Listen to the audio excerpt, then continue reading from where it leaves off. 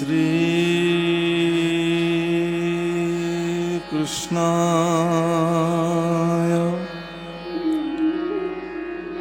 বাসুদেবায়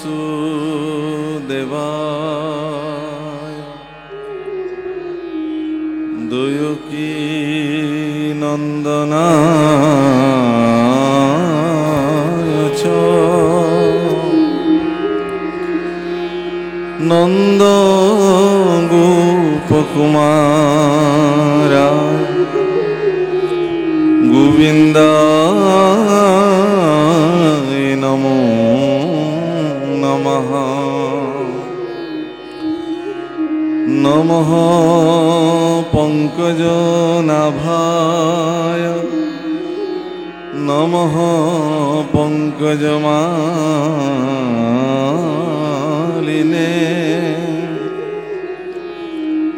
নমঃ পঙ্কজনেত্রায় নমস্তে পঙ্কজঙ্ঘ্রায়। বসুদেবং সুতং কৃষ্ণং কংসসানুরমর্দনম দেবকী দয়ানন্দম কৃষ্ণম বন্দে জগদ্গুরুম।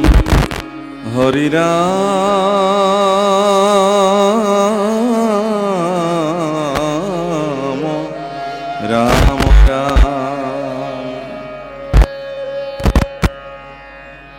বাঞ্ছা কল্পতরুভ্যশ্চ কৃপা সিন্ধুভ্য এব চ পতিতানাং পাবনেভ্যো বৈষ্ণবেভ্যো নমো নমঃ। শ্রীমন্ত শংকৰ হৰি ভকতৰ জানা যেন কল্পতৰু তাহান্ত বিনাই নাহি নাহি নাহি আমাৰ পৰম গুৰু ৰাম আমাৰ পৰম গুৰু। নমো ভগবতে বাসুদেবায়।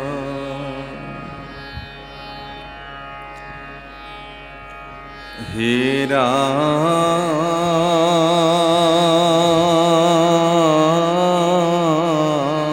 রাম জয় জয় কৃষ্ণ কৃপা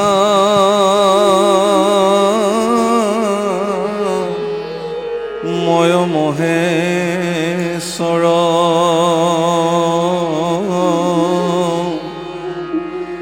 যার আজ্ঞা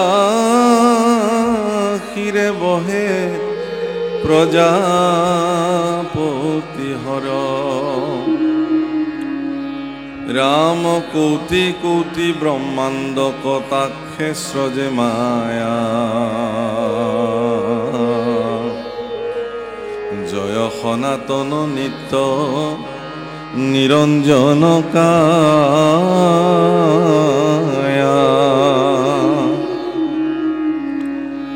নমো নমো মধুরিপু রাম মোর মহাগুরু অন্ত করু অন্তক ভকত কল্পতরু। হে রাম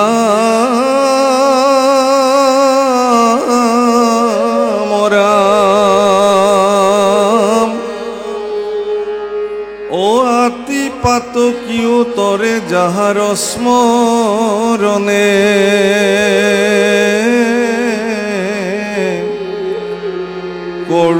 কোটি নমস্কাৰ কৃষ্ণৰ চৰণে ৰাম প্ৰভু পদ পংকজক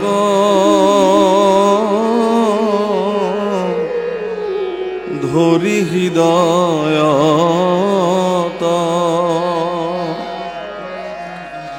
যেনমতে বুজুতিকা ভাষ্যৰ সন্মত ৰাম কৃষ্ণৰয়া দেখে আমি হ্ৰস্ব দীৰ্ঘ ছন্দে বিৰচিবু নৱসিদ্ধ কথা ক প্ৰবন্ধে।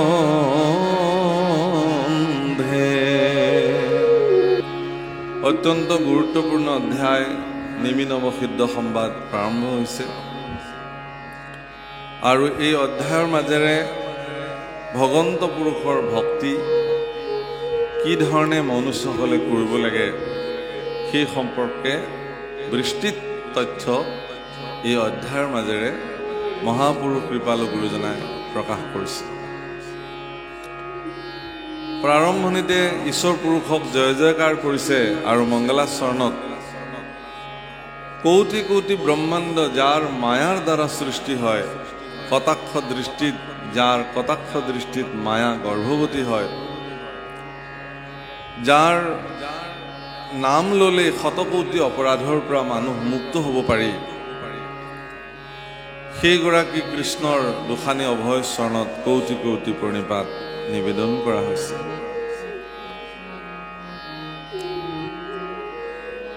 আৰু মহাপুৰুষে অত্যন্ত দাস্য ভাৱনাৰে বেকত কৰিছে যে যি ধৰণে ভগৱন্ত পুৰুষে আমাক আজ্ঞা কৰিছে সেই আজ্ঞা অনুসাৰ আমি ইয়াত পদবন্ধ কৰিছোঁ। অৰ্থাৎ মহাপুৰুষৰ নিচিনা এগৰাকী বিদ্যত লোক, যিগৰাকীয়ে 4 বেদ 14 শাস্ত্ৰ 18 সমস্ত জ্ঞাত আছিল, পৰম পণ্ডিত, তেখেতে কিন্তু নিজৰ আত্মপৰিচয় এগৰাকী দাস হিচাপে প্ৰদান কৰিলে। ই আমাৰ কাৰণে এক আদৰ্শ। যি কি নহওক, নিমি নৱসিদ্ধ সংবাদ, এই সংবাদ বসুদেৱ নাৰদ সংবাদ নামেৰে খ্যাত আৰু ইয়াৰ মাজতে সন্নিৱিষ্ট হৈছে নিমি নৱসিদ্ধ সংবাদ। ভাগৱত শাস্ত্ৰৰ অত্যন্ত গুৰুত্বপূৰ্ণ এটি অধ্যায়। হীৰা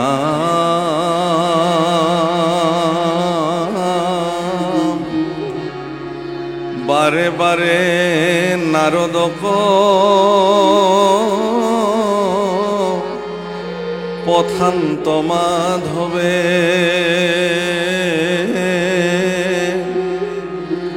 নেৰন্ত দ্বাৰকা ঋষি কৃষ্ণ গৌৰৱে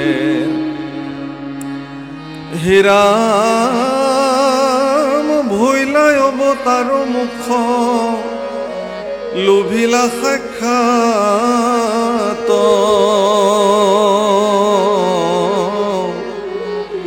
তথাপিও কমিলে কৃষ্ণৰ সেৱাত ৰাম মুকুতি সুশত কৰি ভকতি সেবৰ নভজে কৃষ্ণক লোক কিনো কৰ্মজৰ। ভাগৱতৰ বাক্য প্ৰভু কলাইসকল, ভাগৱতৰ বাক্য মুকুতি সুখকো কৰি ভকতি সেবৰ। আমি মনুষ্যসকলে মুক্তিৰ কাৰণে হাবিয়াস কৰোঁ, মুক্তি লাগিব, মনুষ্য জন্ম প্ৰাপ্তি হৈছে, গতিকে মুক্তিটো প্ৰয়োজন আছে। মুক্তি নহ'লে আমাৰ কি হ'ব? কিন্তু ভাগৱত শাস্ত্ৰই বা মহাপুৰুষসকলে মানুহক বুজাবলৈ যত্ন কৰিছে যে মুকুতি ভকতিৰ তুলনাত ই শ্ৰেষ্ঠ নহয়, শ্ৰেষ্ঠ ভকতিহে। সেইকাৰণে মহাপুৰুষ মাধৱদেৱে নামঘোষাৰ প্ৰাৰম্ভণিতে যিজনা ঘোষা লিখিলে তাত খুব সুন্দৰকৈ উল্লেখ কৰিলে, মুক্তিটো নিস্পৃহ যিটো সেহি ভকতক নমো, ৰসময় মাগু ভকতি সমস্ত মস্তক মণি, নিজ ভকতৰ বৈশ্য ভজু হেন দেৱ যদুপতি। অৰ্থাৎ ভগৱান যিহেতু নিজ ভকতৰ বৈশ্য, অৰ্থাৎ ভগৱান সদায় ভক্তসকলৰ বৈশ্য হৈ থাকে, গতিকে মুক্তিৰ প্ৰতিও যিজন ব্যক্তি স্পৃহাহীন হৈ থাকে, তেওঁৰ প্ৰতিহে তেওঁৰ ভগৱান, অৰ্থাৎ তেওঁ ভজনা কৰা ভগৱান, আমি ভজনা কৰা ভগৱান তেওঁৰ প্ৰতি দাসত্ব স্বীকাৰ কৰি থাকে। মানে এটা উদাহৰণ দিম। উদাহৰণটো এনেকুৱা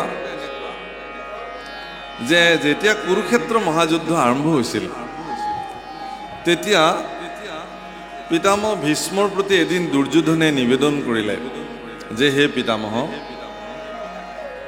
ইমান দিন যুদ্ধ অতিবাহিত হ'ল, আমাৰ 100 ভাতৃৰ বহু ভাতৃৰ মৃত্যু হ'ল, কিন্তু পঞ্চপাণ্ডৱৰতো এজনৰো এতিয়ালৈকে হানি বিঘিনি হোৱা নাই। পঞ্চপাণ্ডৱৰ নোম এডালো আমি লৰোৱাব পৰা নাই। গতিকে হে পিতামহ, তুমিতো পৰম পৰাক্ৰমী আৰু শক্তিবান, গতিকে মোৰ নিবেদন যে কাইলৈ যুদ্ধত এগৰাকী হ'লেও পাণ্ডৱক তুমি নিশেষ কৰিব লাগে, নিধন কৰিব লাগে। পিতামহ ভীষ্মই ক'লে ঠিক আছে, হ'ব, কাইলৈ এগৰাকী পাণ্ডৱক নিধন কৰা হ'ব।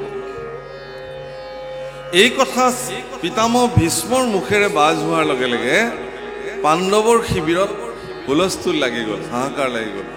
কাৰণ পিতামহৰ মুখেৰে ওলোৱা বাণী তেওঁ যেন তেন প্ৰকাৰেণ তাক পালন কৰে। যিহেতু পিতামহ ভীষ্মই নিজ মুখে এই কথা ক'লে, সেইকাৰণে পঞ্চপাণ্ডৱে গৈ ভগৱান কৃষ্ণৰ চৰণত নিবেদন কৰিলে যে হে প্ৰভু দ্বাৰিকাধীশ, কাইলৈ বাৰু কি হ'ব? ভগৱান কৃষ্ণ অৰ্জুনক সুধিলে, সখী, তোমাক যে দুৰ্যোধনে এটা বৰ দিম বুলি কৈছিলে, সেই বৰটো লোৱা হৈছিল নে?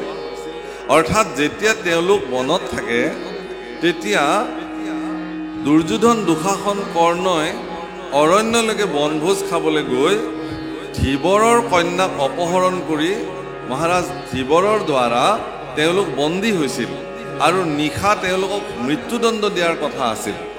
আৰু এই বাৰ্তা যুধিষ্ঠিৰে গম পাই অৰ্জুনৰ হতুৱাই মানে সেই দুৰ্যোধন দুঃশাসনক ধীবৰৰ হাতৰ পৰা ৰক্ষা কৰিছে।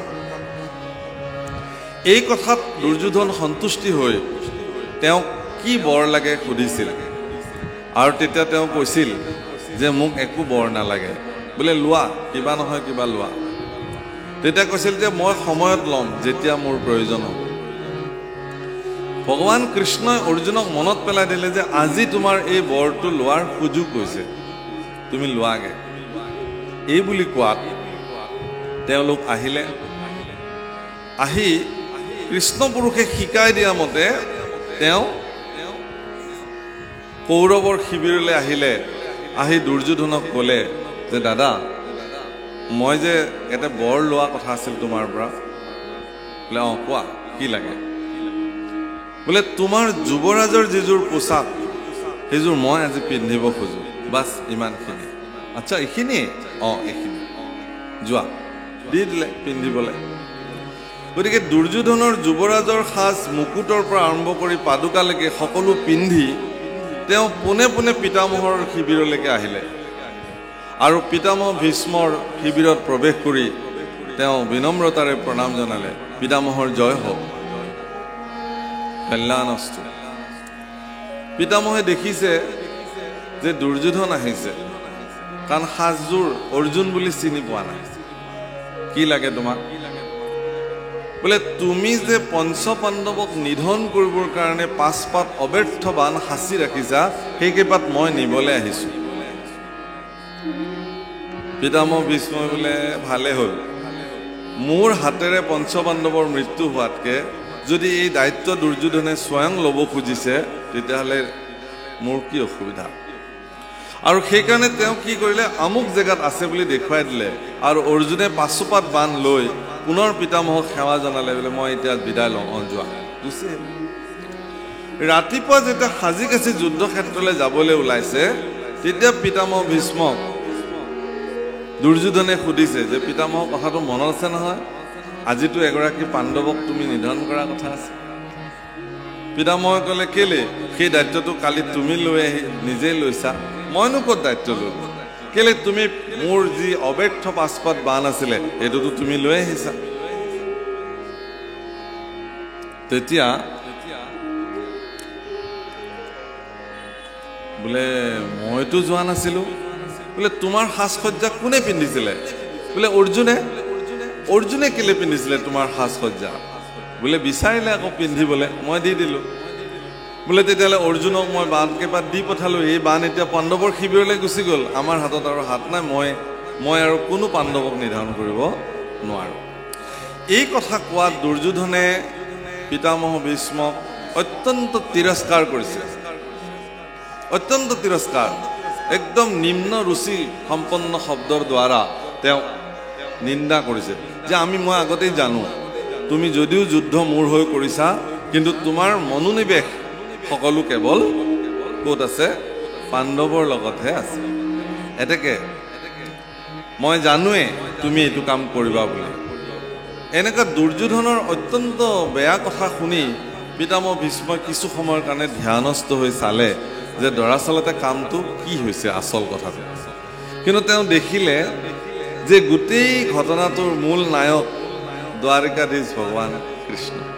একমাত্ৰ নিজৰ ভক্তসকলক ৰক্ষা কৰিবৰ কাৰণে তেওঁ ইমানখিনি পৰ্যায়লৈকে গুচি গ'ল।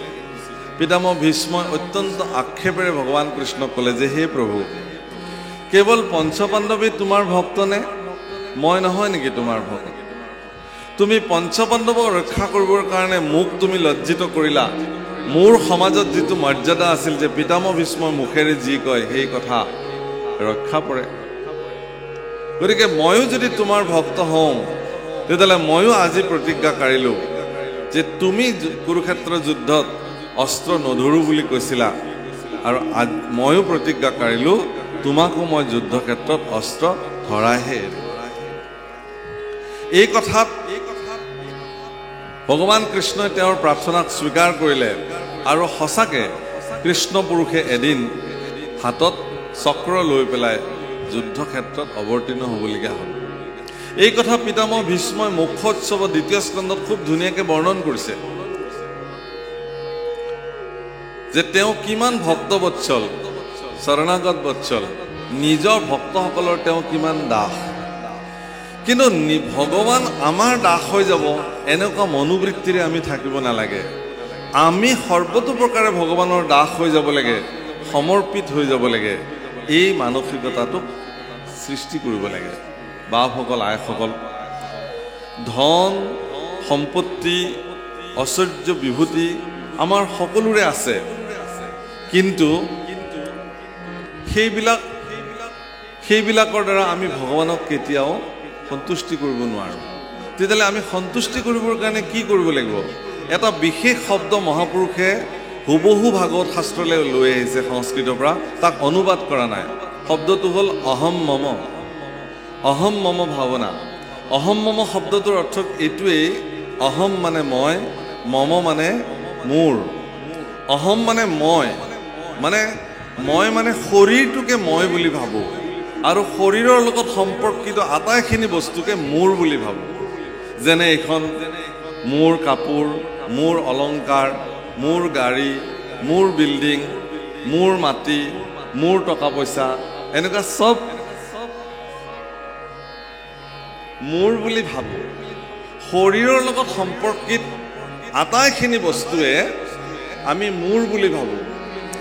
যিদিনাখনে মানে কথাটো এনেকুৱা, সেইকাৰণে আমি ভগৱানক ভজিবৰ কাৰণে এই শৰীৰটো বাধক হৈ যায়। শব্দটো মনত ৰাখিব, ভগৱানক আমি ভজিবৰ কাৰণে শৰীৰটো আমাৰ কাৰণে বাধক, কাৰণ ই মায়াৰ বিষয় সকলো আমাক মজগুল কৰি ৰাখে। কিন্তু এই শৰীৰটো যিটো বাধক, এই শৰীৰটোকেই যদি আপুনি ভগৱানৰ ওচৰত সমৰ্পিত কৰি দিব পাৰে, তেতিয়াহ'লে সেইদিনাখন শৰীৰটো বাধকৰ পৰা সাধকলৈ উত্তৰণ হ'ব। সেইদিনাখন আৰু আপোনাৰ শৰীৰ বাধক হৈ নাথাকে, আপুনি সাধক হৈ যাব। মই এটি সৰু উদাহৰণ দিওঁ আপোনালোকক। আমি কেতিয়াবা আমাৰ মানুহে, মই যদি এটা ধুনীয়া ঘৰ সাজিছোঁ, কোনোবাই যদি সোধে ঘৰটো আপোনাৰ বৰ ধুনীয়া ঘৰ সাজিছে, তেতিয়া আমি কি বুলি কওঁ? এই মইনো ক'ত সাজিছোঁ, মোৰনো ক'ত ঘৰ, ঈশ্বৰৰে ঘৰ। ল'ৰা ছোৱালীক পৰিচয় কৰাই দিলেও আমি কি বুলি কওঁ? এইটো কাৰ ল'ৰা? আপোনাৰ ল'ৰা নেকি? কাৰ বুলি ক'মনো? আপোনালোকৰ বুলিয়ে ধৰক আৰু, ঈশ্বৰক, মোৰ বুলি নহয়। কিন্তু মনত ৰাখিব প্ৰভুসকল, এইটো ব্যৱহাৰিক দিশত এইটো নহয়।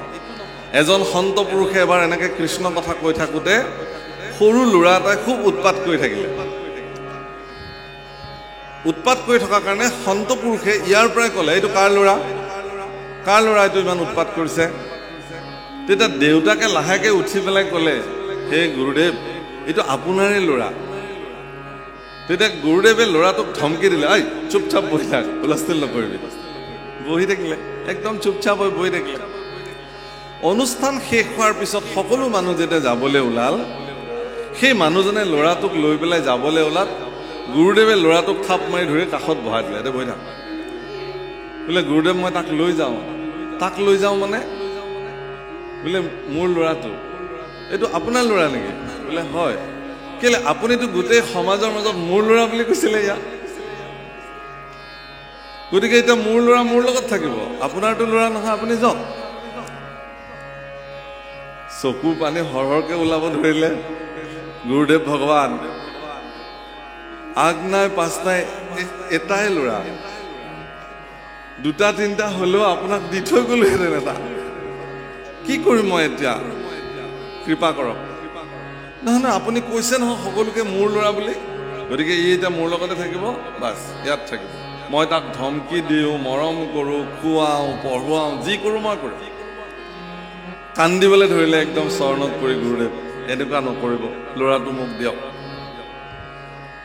তেতিয়া গুৰুদেৱে তেওঁক কৈছে, শুনা, এই যে তুমি সমস্ত মানুহক দেখুৱাই পেলাই ক'লা যে এইটো আপোনাৰ ল'ৰা, এইটো আপোনাৰ ব্যৱহাৰিক ভাৱনা, কিন্তু এইটো হ'ব নালাগে। হ'ব লাগে কি? ব্যৱহাৰিক দিশত এইটো মোৰ ল'ৰা এনেকেই ক'ব লাগে। এইটো মোৰ ঘৰ, এইটো মোৰ গাড়ী এখন, এইটো মোৰ সম্পত্তি। কিন্তু অন্তঃদৃষ্টিৰে কি বুলি ক'ব লাগে? হে ভগৱান, এইবোৰ সকলো তোমাৰ। কিন্তু আমাৰ উল্টা হয়, মনে মনে ভাবি থাকোঁ মোৰ বুলি, আৰু মানুহক দেখুৱাকে ব্যৱহাৰিক দিশত কওঁ কি বুলি, যে এইবোৰ ভগৱান। নাম ঘোষাত অত্যন্ত গুৰুত্বপূৰ্ণ ঘোষা এজনা মহাপুৰুষে এই সন্দৰ্ভত উল্লেখ কৰিছে। অন্তৰত এক ঈশ্বৰক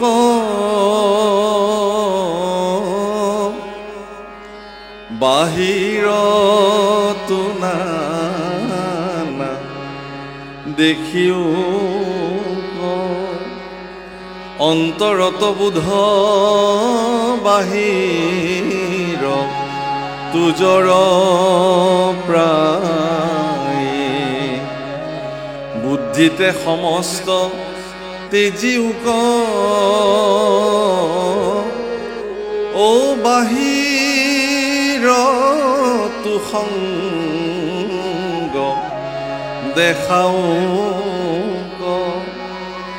এহি ভাবে ৰাম লোকত ফুৰাবে হাই। যোগ বশিষ্ঠ ৰামায়ণৰ পৰা মহাপুৰুষ মাধৱদেৱে এই শ্লোক লৈ আহিছিলে, ইয়াত অনুবাদ কৰিছে। ভগৱান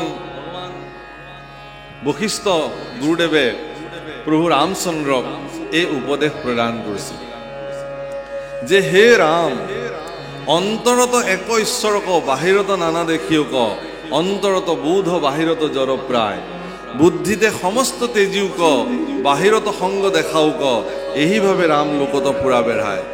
কথাটো মনত অকণমান গভীৰভাৱে চাব।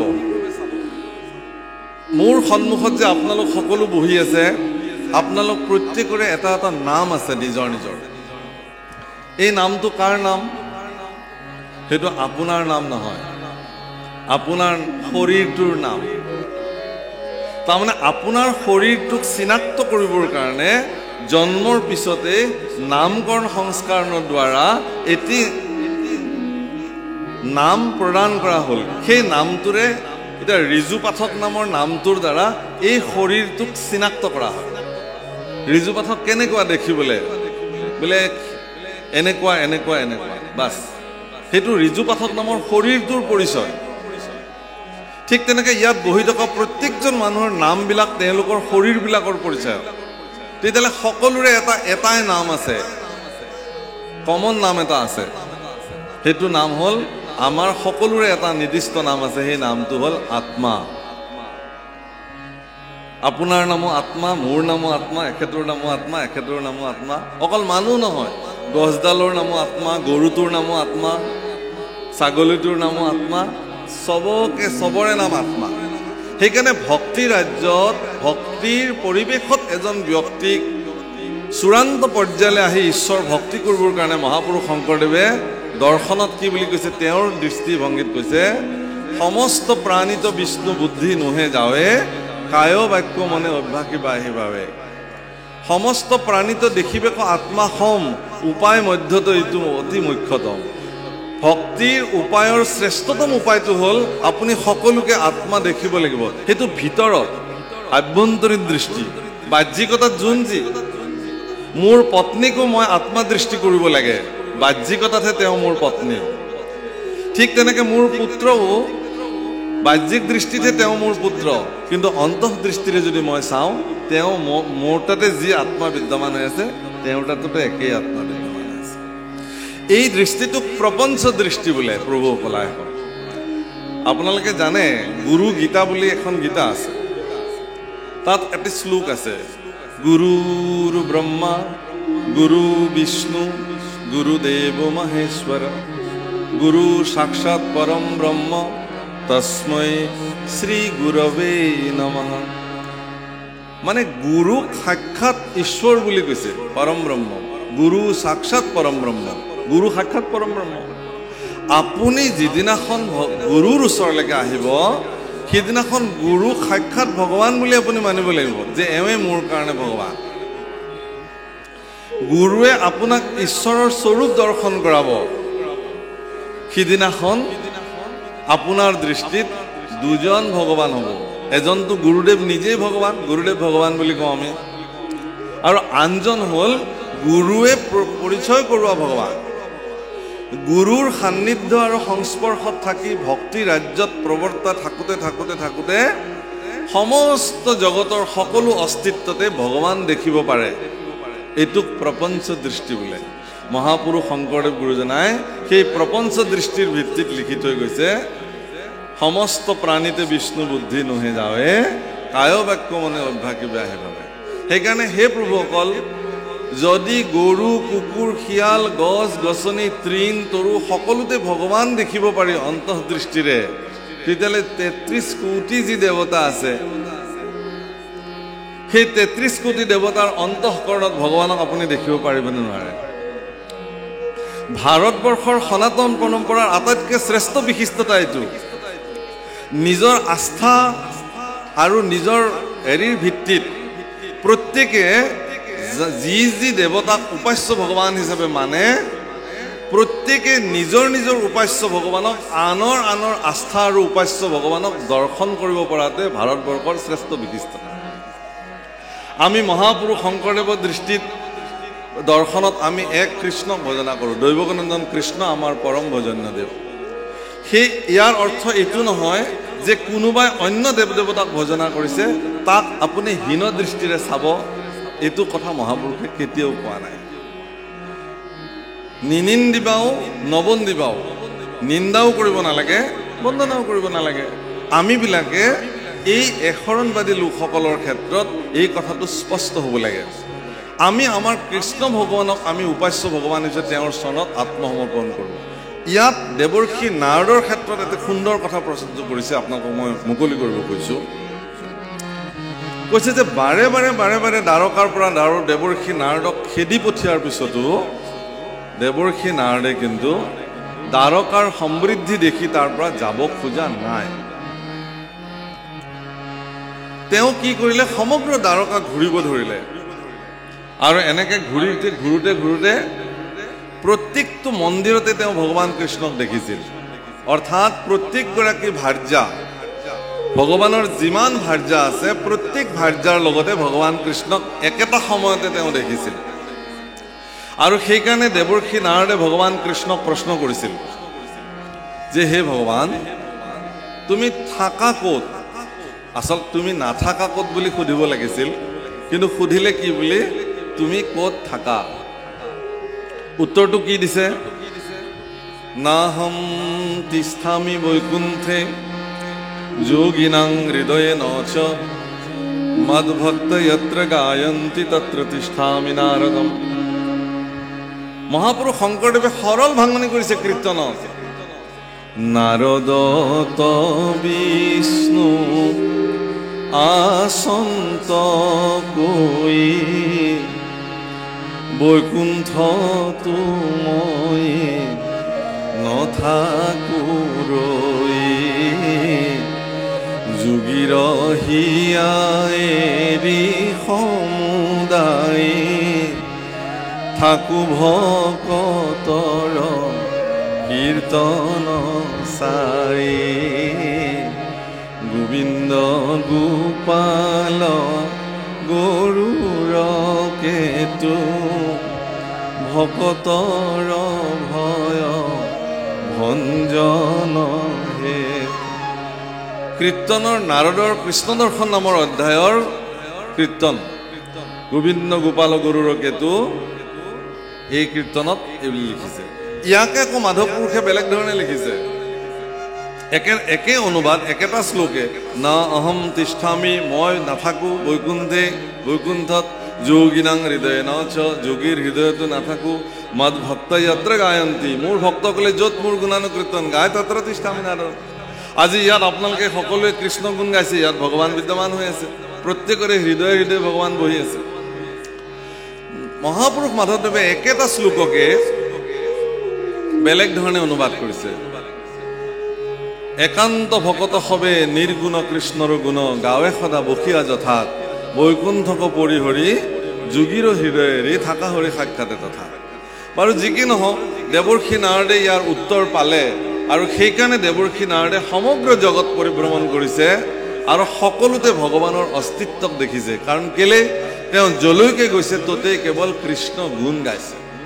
অৰ্থাৎ আপুনি যিদিনাখনে শৰণ গ্ৰহণ কৰিলে, ভগৱান কৃষ্ণৰ শৰণ গ্ৰহণ কৰিলে, সিদিনাখনৰ পৰাই কৃষ্ণ কীৰ্তন কৰাটো আপোনাৰ জীৱনৰ অবিচ্ছেদ্য অংগ হিচাপে পৰিগণিত হ'বই লাগিব।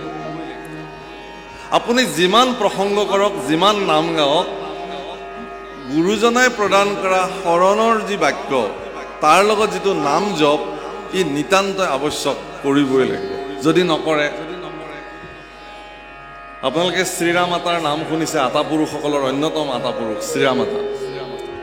শ্ৰীৰামাতাই শ্ৰী শ্ৰী নাৰায়ণ দাস ঠাকুৰ এটাৰ ঘৰলৈকে ভিক্ষা খুজিবলৈ গৈছে। ভিক্ষা মানে সদায় যায় আৰু আই বাৰবাসীয়ে তেওঁলোকক দ্ৰব্য বস্তু প্ৰদান কৰে। শ্ৰী শ্ৰী নাৰায়ণ দাস ঠাকুৰ এটাৰ পত্নী আই বাৰবাসীয়ে অত্যন্ত উদাৰ চিত্ৰৰ এগৰাকী নাৰী আছিলে। তেওঁ সুধিছে শ্ৰীৰামাতাক, বোলে প্ৰসংগ কৰিছানে? বোলে কৰা হৈছে আই। কিমান কৰিছা? বোলে 14 প্ৰসংগকৈ বৰ্তি থকা হৈছে। হোৱা নাই এইবুলি ভিক্ষা দিছে। পিছদিনাখন আহিছে, একেটা প্ৰশ্ন সুধিছে, প্ৰসংগ কৰা হৈছেনে? কৰা হৈছে আই। কি কৰা হৈছে? 14 প্ৰসংগে প্ৰৱৰ্তি থকা হৈছে আই। নাই হোৱা। গুৰুজনাক আহি সুধিছে কৃপাল গুৰু, মোক বাৰবাসী আই বাৰে বাৰে সোধে আৰু 14 প্ৰসংগ কৰা কথা কওঁতে তেওঁ নাই হোৱা বুলি কৈছে, হোৱা নাই। তেতিয়াহ'লে কি কৰিব লাগিব? বোলে আৰু কিবা কৈছে নেকি? বোলে এটি ফকৰা মাতিছে। অকল নাৰায়ণ দাস ঠাকুৰে ফকৰা লিখিছিল এনে নহয়, আই বাৰবাসীয়েও বহুত ফকৰা জানিছিল। আই বাৰবাসীয়ে ফকৰা মাতিছে কি বুলি? হাতীৰ সুৰৰ ৰোৱা সুৰুজ উঠে পুৱা, বনৰীয়া হাতীয়ে লাও পাত খাই, 14 প্ৰসংগ কৰি নৰকত যায়। আৰু মহাপুৰুষ শংকৰদেৱ গুৰুজনাই শুনি পেলাই আচৰিত হৈ গ'ল। এই নাৰায়ণেও এইবোৰ লিখি থাকে, কৈ থাকে, আৰু এতিয়া পত্নীও ক'বলৈ আৰম্ভ কৰিলে, সেইবোৰতো বুজিয়েই নাপাওঁ। নাৰায়ণ দাস ঠাকুৰতো এনেকুৱা অদ্ভুত অদ্ভুত ফকৰা আছে। 12 হাত জালৰ 13 হাত ফটা, ভাল মাৰিলি বাপেৰ বেটা, ৰৌ বৰালি সৰকি গ'ল, পুঠি হলি মানে পাহে পাহে ৰ। অবাতে বাটত পেলাবা জেং, ভকতক দেখিলে দাঙিবা ঠেং, গুৰুক দিবা পিঠি, তেৱেহে যাইবা বৈকুণ্ঠক উঠি। এইবোৰ নাৰায়ণ দাস ঠাকুৰৰ ফকৰা, অদ্ভুত অদ্ভুত ফকৰা।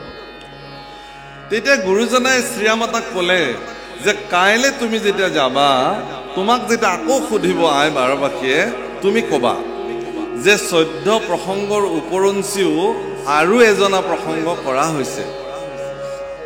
গুৰু আজ্ঞা পালন কৰি পিছদিনা আই বাৰবাসীয়ে যেতিয়া সুধিলত, তেতিয়া শ্ৰীমাতাই খুব গহীনাই কৈছে, আই 14 প্ৰসংগৰ উপৰঞ্চিও আৰু এজনা প্ৰসংগ কৰা হৈছে। ধন্য, খুব আনন্দ পাইছে, মই আনন্দ লভিলোঁ আতা, ভাল, যোৱা হওক। এতিয়া মহাপুৰুষ গুৰুজনাৰ চৰণত দণ্ডৱত পৰি শ্ৰীমাতাই সুধিছে যে হে কৃপাল গুৰু, তুমি ক'লা আৰু মই কৈ থৈ আহিলোঁ, কিন্তু মই নিজেই বুজি নাপালোঁ 14 প্ৰসংগৰ ওপৰতো আৰু এজনা প্ৰসংগ কি, সেইটো কি? তেতিয়া গুৰুজনাই কৈছে, শুনা, কেৱল 14 প্ৰসংগ কৰিলেই নহ'ব, মই যে তোমালোকক নাম বস্তু প্ৰদান কৰিছোঁ ভগৱানৰ, অখণ্ড নাম, সেই নামৰ জপ, ইটোক নিবিড় প্ৰসংগ কীৰ্তন বোলে। ই নিতান্তই কৰিব লাগিব। হৰিৰ নাম হৰিৰ নাম হৰিৰ নামৈব কেৱলম, কলো নাস্তি নাস্তব্য নাস্তব্য গতিৰন্যথা। হৰিনামে হৰিনামে হৰিনামে গতি, হৰিনামে ভকতৰ কেৱলে ভগতি। এই হৰিনাম কীৰ্তন, নাম জপ, ই নিতান্তই মানুহৰ জীৱনৰ আৱশ্যকীয় অংগ। দেৱৰ্ষি নাৰদে সমস্ত জগতত নাম প্ৰৱৰ্তাই ফুৰিবলৈ আৰম্ভ কৰিলে। আৰু এনেকৈ আহি আহি তেওঁ এদিন বসুদেৱৰ গৃহত প্ৰৱেশ কৰিলে। হে ৰাম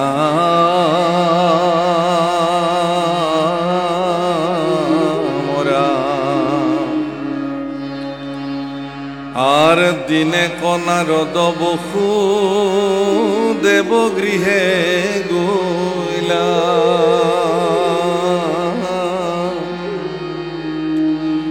দেখি বসুদেৱে পাদুদক শিৰে লইলা। হে ৰাম কৰিলা সাদৰে বাক্য, আৰ কৰিলা প্ৰণাম পুৰি, আসনে বৈখাই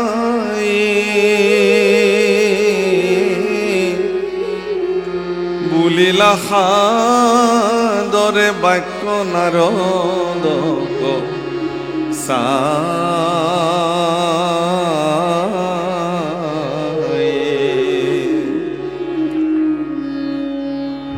যেতিয়া দেৱৰ্ষি নাৰদ বসুদেৱৰ গৃহত আহি প্ৰৱেশ কৰিছে, বসুদেৱে ভগৱান কৃষ্ণৰ পিতৃ বসুদেৱে দেৱৰ্ষি নাৰদৰ চৰণ ধুৱাই পাদ্যে অৰ্ঘে চৰণ পূজন কৰি সেই চৰণ পাদুদক শিৰত অভিষেক কৰিছে। অলপ মন কৰিবলগীয়া বিষয়, ভগৱান শ্ৰীকৃষ্ণ দ্বাৰিকাধীশ ভগৱান কৃষ্ণৰ পিতৃ বসুদেৱ। দেৱৰ্ষি নাৰদ কোন? এগৰাকী ঋষি, দেৱৰ্ষি। ভগৱান কৃষ্ণৰ পিতৃ হোৱাৰ পিছতো বসুদেৱে কিন্তু গৃহত প্ৰৱেশ কৰা এগৰাকী ব্ৰাহ্মণক, এগৰাকী ঋষিক যি ধৰণে সেৱা আৰু সৎকাৰ কৰিব লাগে, তাক যি ধৰণে কৰিব লাগে সেই ধৰণে সম্পাদিত কৰিছে। প্ৰভুসকল, ভাৰতবৰ্ষৰ সনাতন পৰম্পৰাৰ এইবিলাক বিশেষ বিশেষ বিশিষ্টতা মই ক'লোঁ। বেদক ব্যাস কৰা বেদব্যাসৰ আশ্ৰমলৈকে যিদিনাখন দেৱৰ্ষি নাৰদ আহিছিল, পৰম প্ৰসিদ্ধ বেদজ্ঞ মহাপণ্ডিত বেদব্যাসেও দেৱৰ্ষি নাৰদৰ চৰণ ধুৱাই পৰম কল্যাণে তেওঁক আসনত বহুৱাইছে। এইবিলাক আমাৰ আদৰ্শ। ইচ্ছা কৰাহেঁতেন মই কৃষ্ণৰ দেউতাক, মইনো কিয় দেৱৰ্ষি নাৰদক সেৱা কৰিম? দেৱৰ্ষি নাৰদেহে আহি মোক সেৱা কৰিব লাগিব। আমাৰ মন্ত্ৰী MLA ডাঙৰ ডাঙৰ মানুহবিলাকৰ দেউতাকবিলাকক আমাৰ মানুহবিলাকে গৈ সেৱা কৰে, সৎকাৰ কৰে, নমস্কাৰ কৰে, তেতিয়াহে মন্ত্ৰী MLA ভাল পাব। কিন্তু দেৱৰ্ষি নাৰদৰ ক্ষেত্ৰত আজি এইটো নহ'ল। আমাৰ বসুদেৱে এইটো কৰা নাই। বসুদেৱে দেৱৰ্ষি নাৰদৰ চৰণ ধুৱাই লৈ আহিছে। হীৰা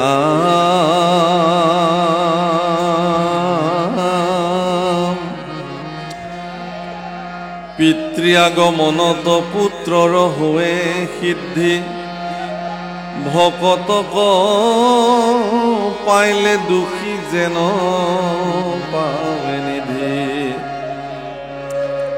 হে ৰাম সিহি মতে ভগৱন্ত তুজু আগমনে,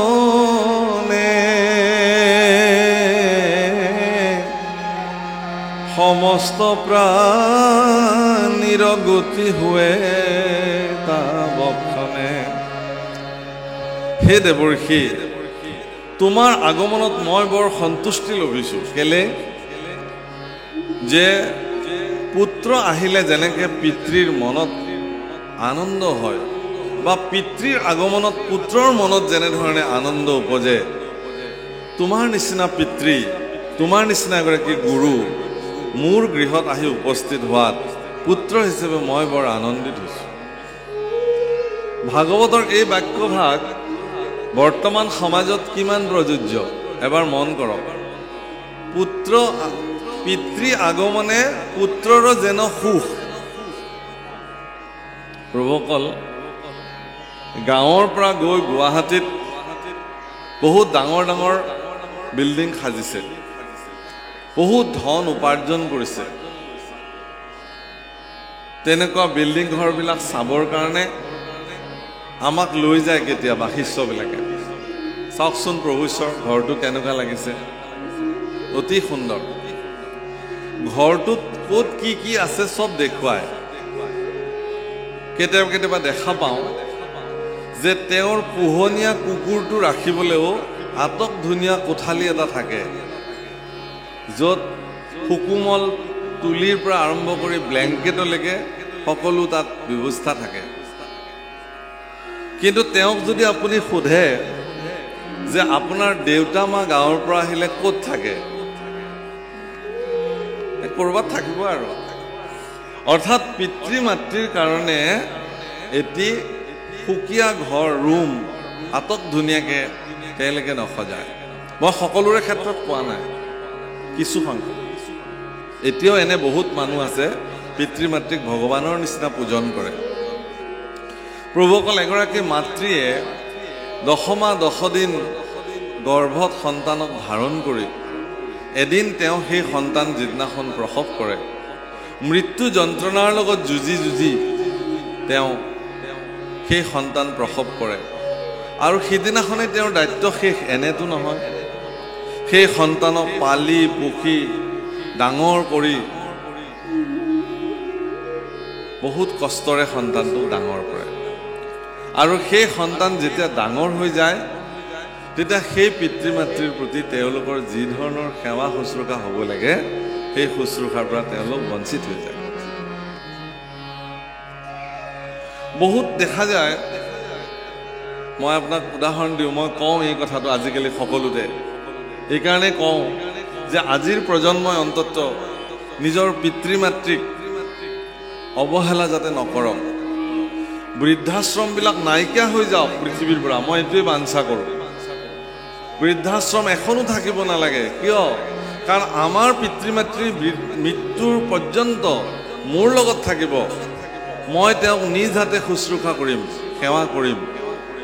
আয়ে যেনেকৈ মোক ভাত খুৱাই দিছিলে, ময়ো বৃদ্ধ অৱস্থাত আইক ভাত খুৱাই দিম। দেউতাক মই গা ধুৱাই দিম, মোক যেনেকৈ দেউতাই গা ধুৱাই দিছিলে। গতিকে পিতৃৰ আগমনত পুত্ৰৰ যিটো সুখ, সেইটো আজিকালি বিপৰীত। দেউতাক মাক আহিম বুলি ক'লে পুত্ৰ আৰু বোৱাৰীৰ মনত অসন্তুষ্টি হৈ যায়। কিমান দিনলৈ বা বুঢ়া আহিছে, কেতিয়াকে যাব, এনেকুৱা ভাৱনাই ক্ৰীড়া কৰে।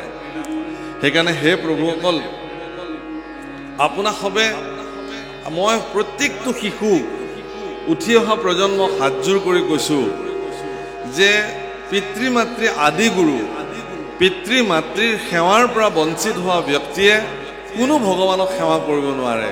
কোনো ঈশ্বৰে তেওঁৰ সেৱা কেতিয়াও গ্ৰহণ নকৰে। পিতৃ মাতৃৰ সেৱাত সৰ্বদা মনোনিৱেশ কৰিব লাগিব। গীতাত ভগৱানৰ লগত পিতৃ মাতৃক তুলনা কৰিছে, খুব সুন্দৰ। গতিকে হে প্ৰভুসকল, আইসকল, নিজৰ সন্তান সন্ততিক এই সংস্কাৰেৰে সংস্কাৰিত কৰক। পিতৃ মাতৃ, গুৰু, জ্যেষ্ঠজন, এই সকলৰ প্ৰতি সৎকাৰী মনোবৃত্তি আমাৰ ল'ৰা ছোৱালীবিলাকৰ থাকিবই লাগে। সেইকাৰণে আচলতে ভাগৱতত এই বাক্য মহাপুৰুষে উল্লেখ কৰিছে যে পিতৃৰ আগমনত সন্তানৰ যেনেকৈ সুখ হয়, আজি মোৰো সেই একেই সুখ হৈছে।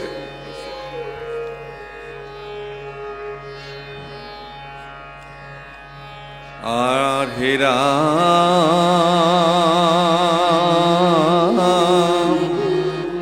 আছে সুখ দুখ দুই, দেৱক পূজনে কেৱলে মুখক মাত্ৰ সাধে সাধুজনে। হেৰাম পূজায় অনুৰূপে খেদে বতা দেই ফল, কৰন্ত কৰোণা মাত্ৰ ভকত সকল।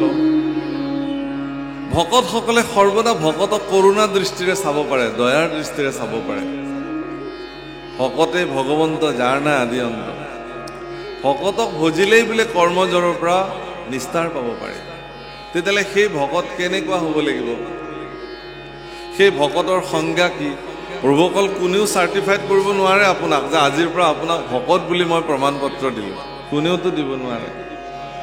এনেকুৱাতো ব্যৱস্থা আজিলৈকে হোৱাই নাই। আপুনি মই কেতিয়াও নিৰ্ণয় কৰিব নোৱাৰোঁ যে এখেত ভকত হয়, এখেত নহয়। এনেকুৱাতো কোনো ব্যৱস্থা নাই।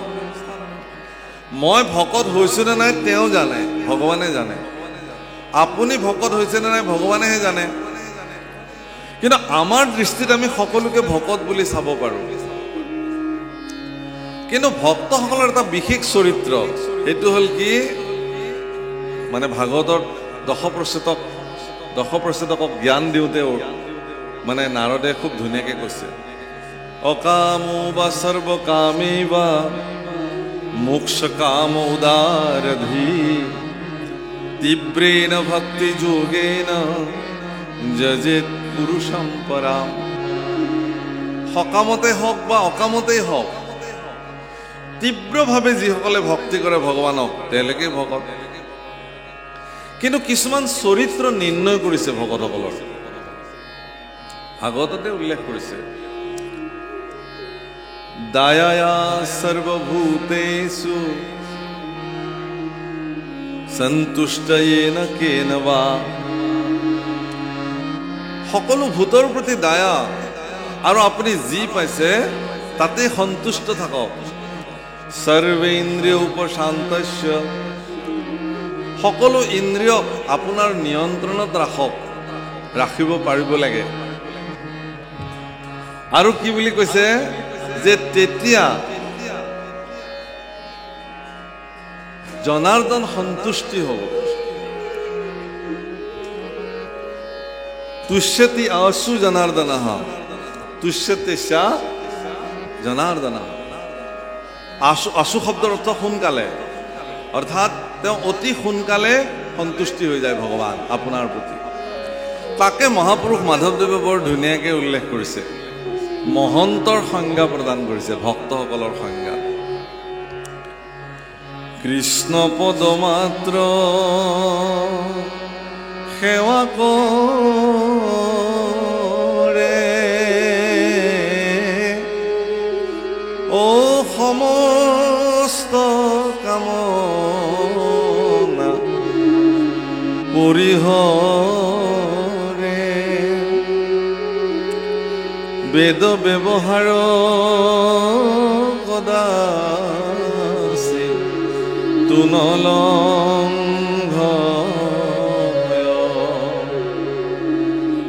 কৃষ্ণ পদ সেৱা সুষমনে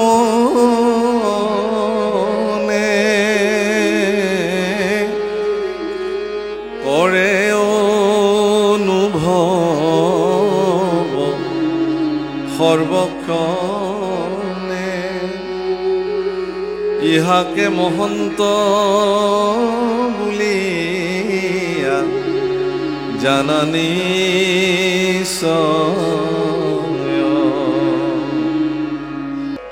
মহন্ত মানে সত্ৰৰ অধিকাৰী। সত্ৰ মানে আজিৰ নহয় দেই প্ৰভুসকল, সত্ৰ শব্দ ভাগৱততো উল্লেখ আছে, মহাপুৰুষে উল্লেখ কৰিছে যে মান্য কৰি সুতক পাতিলা সত্ৰ তথা সৌনক প্ৰমুখে শুনে ভাগৱতৰ কথা। অৰ্থাৎ সত্ৰ মানে য'ত সজ্জনসকলে সৰ্বদা সৎ তত্বৰ কথা পৰ্যালোচনা কৰে তাকেহে সত্ৰ বোলে। যদি সৎ তত্বৰ কথা পৰ্যালোচনাই নহয় তেতিয়াহ'লে সেই সত্ৰ হ'বনে? সত্ৰ নহয়। সত্ৰ হ'ব লাগিলে প্ৰতি ক্ষণতে তাত সৎ তত্বৰ কথা পৰ্যালোচনা কৰিব লাগিব, আৰু সেই সৎ তত্বৰ কথা কোনোবা এজনৰ পৌৰোহিত্যত চলিব। যিগৰাকীয়ে সেই সত্ৰৰ পৌৰোহিত্য কৰিব তেওঁকে সত্ৰাধিকাৰ বোলে বা মহন্ত বোলে। নামঘোষাত তেনেকুৱা মহন্ত হ'বৰ কাৰণে সংজ্ঞা দাঙি ধৰিলে মহাপুৰুষে। কৃষ্ণ পদমাত্ৰ সেৱা কৰে, এক প্ৰথম কৃষ্ণ পদ মাত্ৰ সেৱা কৰে ও সমস্ত কামনা পৰিহৰে, সমস্ত কামনা পৰিহাৰ কৰিছে। দুই বেদ ব্যৱহাৰ কদাচি তুনলংঘয়, বেদ ব্যৱহাৰ কেতিয়াও লংঘন নকৰে। তিনি কৃষ্ণ পদ মাত্ৰ কৃষ্ণ পদ সেৱা, সৰ্বক্ষণতে যিজনে কৃষ্ণ পদ সেৱাৰ সুখ অনুভৱ কৰে। চাৰি ইহাকে মহন্ত বুলিয়া জানা নিশ্চয়, এই চাৰিটা গুণেৰে যিজন ব্যক্তি সুমন্দিত হৈ থাকিব তেওঁৱে মহন্ত, তেওঁৱে অধিকাৰ। যদি এই গুণকেইটা নাই তেতিয়াহ'লে তেওঁ মহন্ত হ'ব নোৱাৰে, আৰু এই গুণ যাৰ শৰীৰতে বিদ্যমান হৈ আছে তেওঁকে আপুনি মহন্ত বুলি সেৱা কৰিব পাৰে। মহাপুৰুষ মাধৱদেৱৰ সিদ্ধান্ত। গতিকে তেনেকুৱা এগৰাকী মহন্ত বসুদেৱো কিন্তু মহন্ত, যি মহন্ত বসুদেৱে আজি দেৱৰ্ষি নাৰদক সেৱা কৰিছে। ইয়াৰ শ্ৰেষ্ঠ চৰিত্ৰ কি জানে? সমৰ্পিত মনোবৃত্তি। ব্ৰহ্ম যাদৱ কি দিবু মাধৱৰা, ব্ৰহ্মাণ্ড ভিতৰে যত বস্তু আছে, ব্ৰহ্মাণ্ড ভিতৰে যত বস্তু আছে, হবেও তোমাতে পাই হে যাদৱ কি দিবু মাধৱৰা,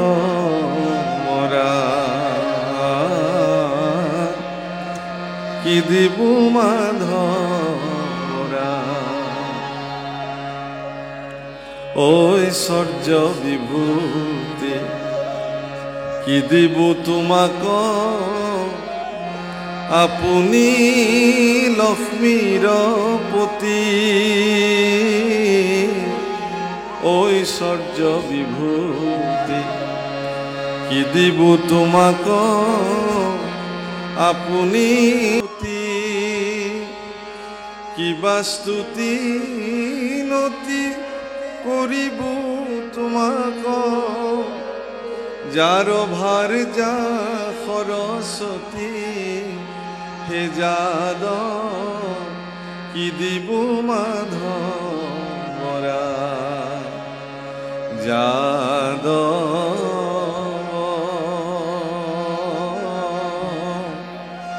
কি দিবু মাধৰা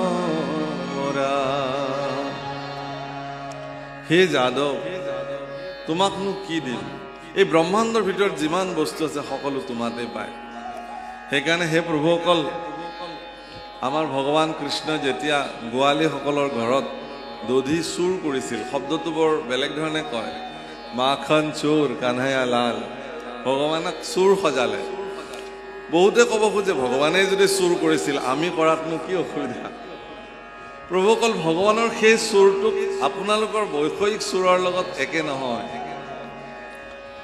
সেইটো আপাত দৃষ্টিত হে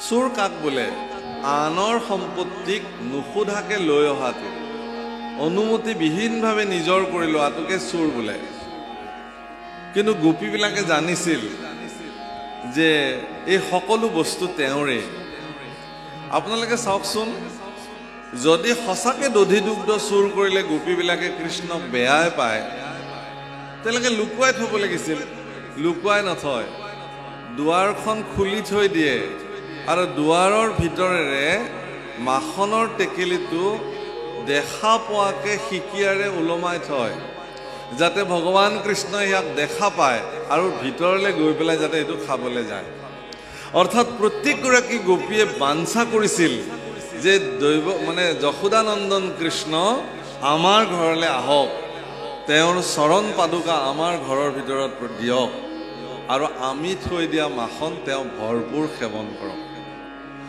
আৰু সেইকাৰণে তেওঁলোকে মনে মনে চুপি চুপি চাই আছিল আগতে খাবলৈ দিছিল তাৰ পিছত গৈ ভগৱান কৃষ্ণক ধৰিছিলে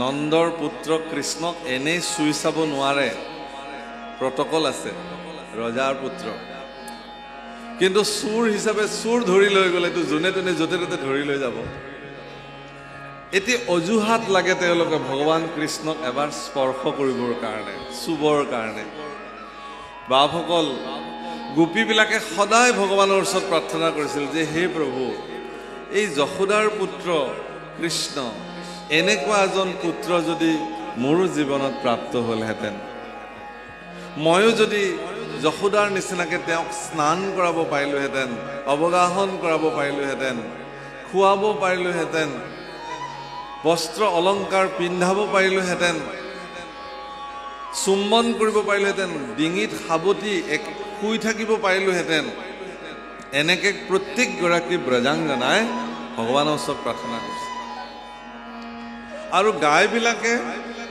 একদম বহুত বহুত গাখীৰ দিয়া গাই নন্দৰ ঘৰত আছিল গৌশালাত প্ৰত্যেকগৰাকী গায়ে চকু পানী টুকিছিল কৃষ্ণক যেতিয়া মাখন চুৰৰ অপৰাধত ধৰি বান্ধি লৈ গৈছিল তেতিয়া গাইবিলাকে মনে মনে তেওঁলোকে কি কৰিছিলে প্ৰাৰ্থনা কৰিছিলে হে কৃষ্ণ তুমিনো কিয় গোৱালীৰ ঘৰত গৈ খাব লাগে তাতকে প্ৰত্যক্ষভাৱে তুমি আমাৰ উহাৰৰ পৰা গাখীৰ কিয় নোখোৱা আৰু গোপীসকলৰ আৰু গাইবিলাকৰ এই প্ৰাৰ্থনাক ভগৱানে স্বীকাৰ কৰিছিল কোনদিনা যিদিনা ব্ৰহ্মাই তেওঁলোকক চুৰ কৰি লৈ গৈছিল গোৰক্ষ আৰু ডামৰীবিলাক সুদীৰ্ঘ এবছৰ কাল ভগৱান কৃষ্ণ নিজেই এক গোৰক্ষ হৈছিলে এক ডামৰী হৈ এবছৰ কাল গোপীবিলাকৰ প্ৰাৰ্থনাক স্বীকাৰ কৰি তেওঁলোকৰ ঘৰত ভগৱান এবছৰ কাল তেওঁলোকৰ সন্তান হিচাপে নিবাস কৰিছিল আৰু ডামৰী হৈ আহি গাইবিলাকৰ উহাৰৰ পৰা নিজ মুখে বিশেষ দুগ্ধ পান